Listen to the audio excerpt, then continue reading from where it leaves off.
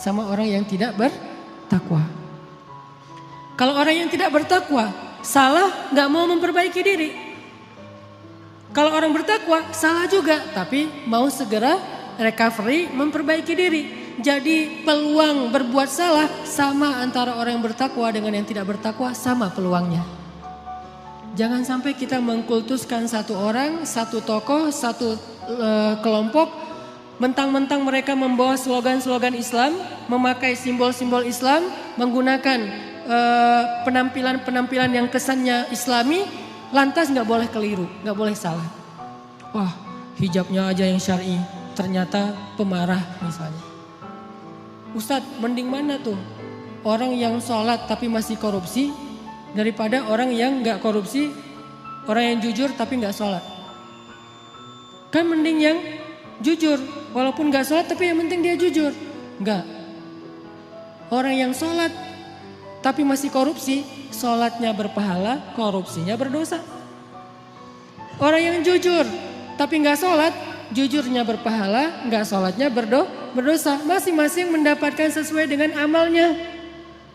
Faman ya'mal mithqala dzarratin khairan yarah wa man ya'mal mithqala dzarratin syarran yarah. Jadi nggak ada mending-mendingan. Tinggal nanti hisabnya di sisi Allah aja di akhirat. Apakah ini lebih banyak pahalanya atau ini lebih banyak dosa? Allahu a'lam.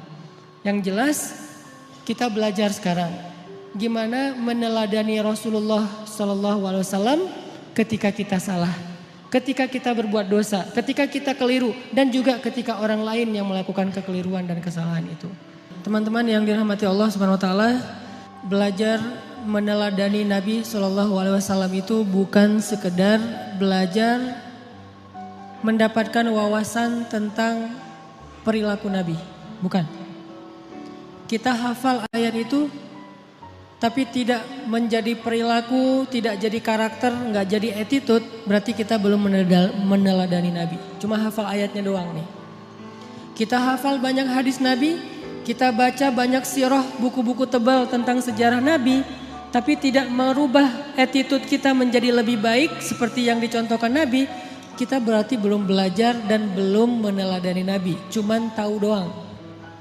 Itu namanya orang yang musaqqaf, orang yang berwawasan. Belum menjadi orang yang alim, orang yang berilmu. Kenapa? Karena tidak disebut ilmu sebelum dia menjadi rasa di dalam hati dan menjadi perilaku dalam kehidupan.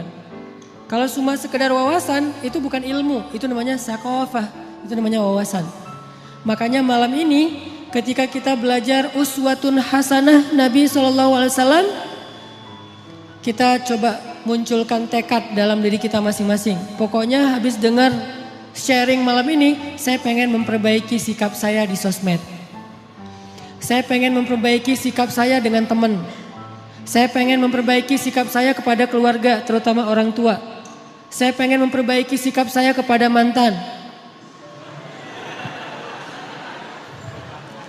Cara memperbaiki sikap kepada mantan apa?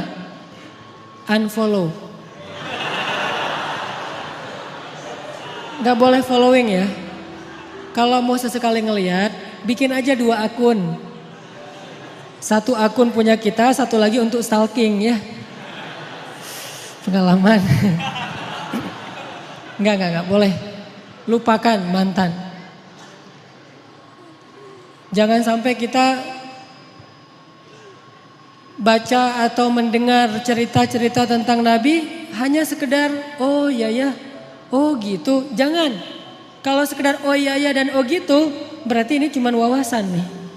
Dan kalau cuma wawasan, kita ngaji sampai bertahun-tahun juga tidak semakin menjadi lebih baik. Harusnya belajar ilmu yang tadi kata Nabi, siapa yang menempuh jalan untuk mencari ilmu, Allah mudahkan jalan ke surga. Itu ilmu loh, bukan wawasan yang dicari. Kalau wawasan kita bisa kayak otodidak gitu. Kita bisa belajar sendiri dengan dengerin YouTube. Tapi kalau ilmu kan bukan cuma denger. Kita latih tuh. Apa yang udah kita dengar kita latih sehari mungkin gak langsung jadi nih. Sama kayak yang barusan kita dengar misalnya tentang gimana berbesar hati dalam menerima masukan orang lain. Kan gak gampang tuh. Gimana berlapang dada mengakui kekeliruan dan kesalahan kita. Walaupun itu menyakitkan. Itu gak gampang loh. Tapi kalau kita gak praktekin, berarti apa yang kita dengar itu baru sekedar wawasan, belum memperbaiki perilaku dan attitude